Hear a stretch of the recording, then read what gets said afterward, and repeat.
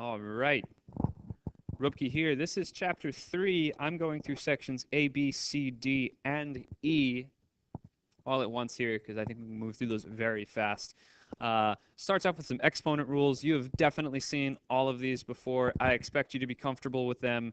Furthermore, we should be very comfortable with algebraic expansion as well as factoring, and we should know the shortcuts. In addition to these shortcuts, we should also know the sum and the difference of cubes. Now, those are not mentioned in the text, but I have referenced them in a prior video, so here are those rules. I'll just point out that if you're trying to memorize these, a good thing to notice is that these signs are always the same, and that these signs are always opposite, and that these are always plus. Little fun fact here, you notice that a squared minus b squared has a factor of a minus b, and that a cubed minus b cubed also has a factor of a minus b. In fact, a to the power of n minus b to the power of n will always have a factor of a minus b. The rest of it will vary all the time. I'm certainly not going to try to prove that for you here, and I do not recommend that you attempt that at least for a little while. I think we're going to need some more powerful mathematics for you to be able to understand that proof. So just a few quick words about algebraic expansion. I know you've seen this with polynomials being multiplied by other polynomials, but of course it also works with exponentials or any other type of function we might want to work with. In particular, I want to talk about these two examples because the book actually writes down the answers in different forms for both of these, and I'm not really sure why.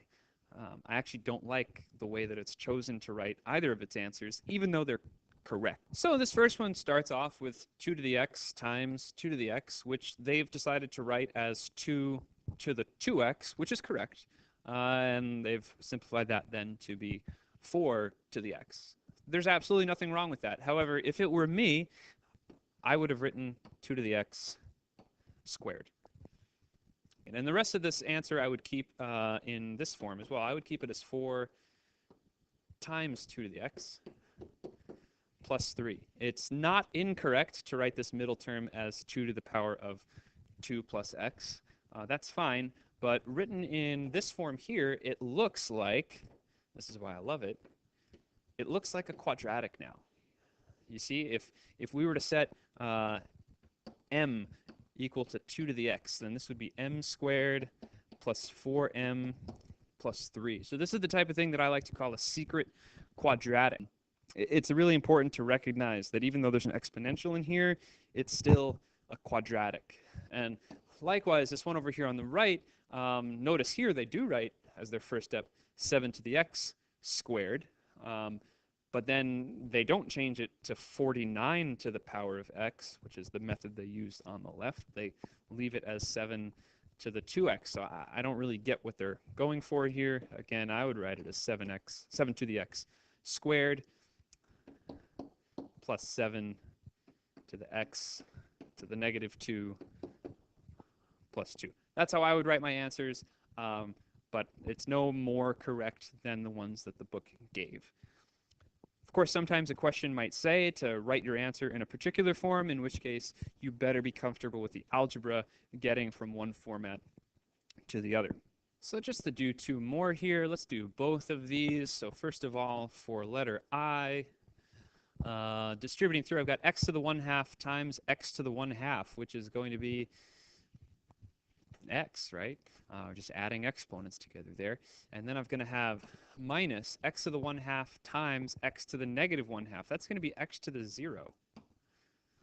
And then I'm going to have plus also another x to the 0, which is 1. And then finally minus, it's going to be x to the negative 1 when I add those exponents. Final answer, x minus x to the negative 1, or if you prefer, x minus 1 over x. When I look at letter L, now I'm just squaring a binomial. 5 squared is going to be 25. Then I'm going to subtract 5 times 2 to the negative x twice. And then finally, we're going to add 2 to the negative x squared. I like my answer in this form. Again, it's got that secret quadratic quality. You see it there? It's written backwards. This would be my leading term. That's something squared minus 10 times that same something, and then a constant term here at the end. So I like leaving my answers like that, but I mean, if you want to write this as 4 to the negative x or something like that, that's totally fine. Some more challenging examples written out for us right now. We can combine these things. They might not look like terms right now, but they are if we just break up that exponent into 2 to the n times 2 to the 3. We can factor out the 2 to the n, and we can get a simplified form that looks like that, 9 times 2 to the n. And same thing with those other two. And then down below, here we have factoring an expression that might not look like it's factorable at first, but if we use those shortcuts and think about these as if they were quadratics, it certainly works. So here we've got 4 to the x.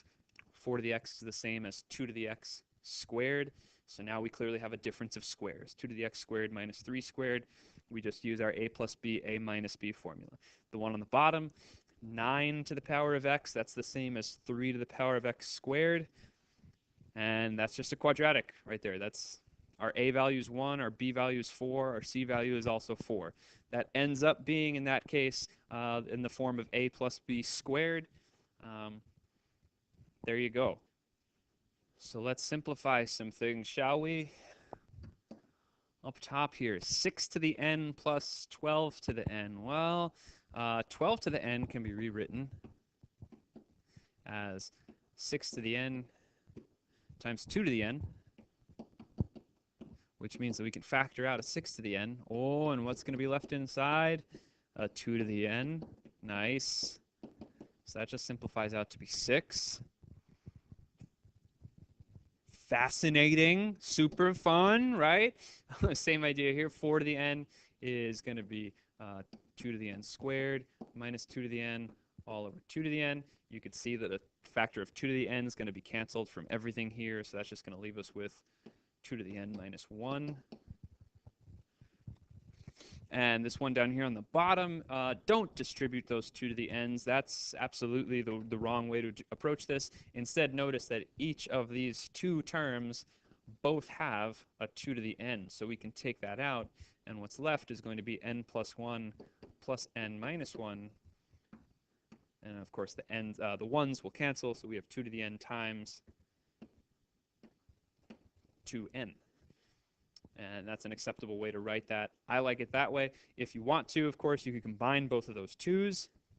This will be 2 to the n plus 1 times n. That's perfectly acceptable as well. All right, so we're already on to section E, moving right along here as promised, exponential equations. Now this chapter, all the exponential equations we see do not require logarithms. Logarithms are coming up in chapter 4.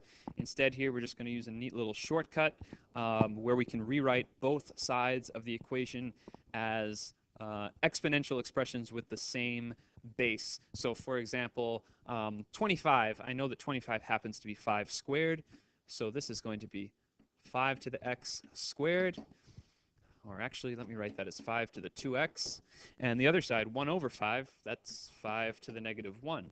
And the idea here is that since the bases are the same and they're equal, that the exponents have to be the same. So we're just going to shortcut this and say 2x is equal to negative 1, which means x is equal to negative 1/2.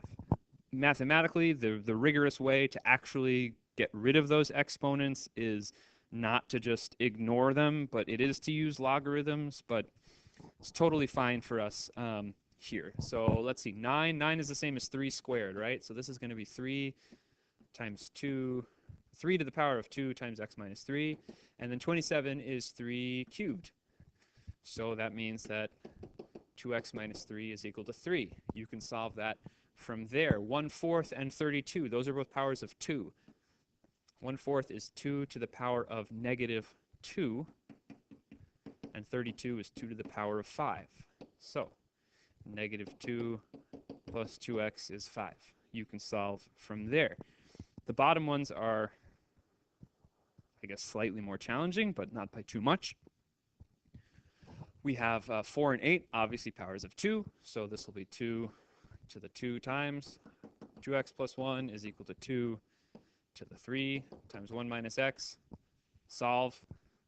And here we have 3 to the 2 times 2 minus x is equal to 3 to the negative 1 times 2x plus 1. Again, set the exponents equal to each other and solve. No big deal.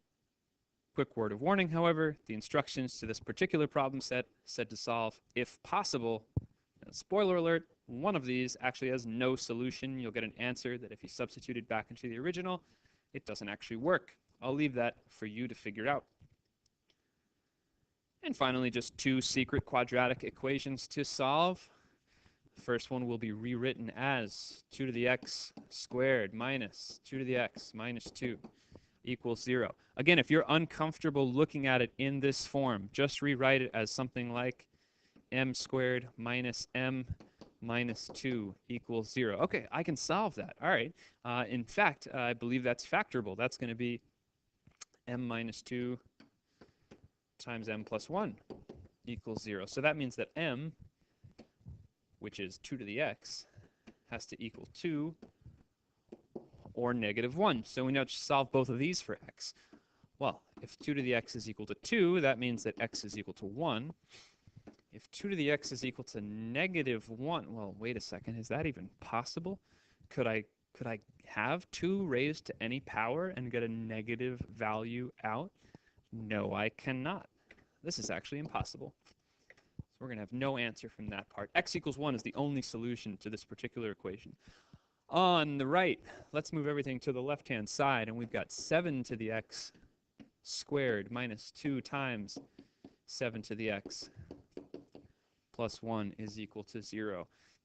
And that's actually very easy to factor. This is just going to be 7 to the x minus 1 squared, which means that 7 to the x is equal to 1, which means that x has to be equal to 0. So that's it for sections A through E. I'm going to cover graphs of these functions, growth and decay, and one of my all-time favorite mathematical constants in the next video. So I'll see you there.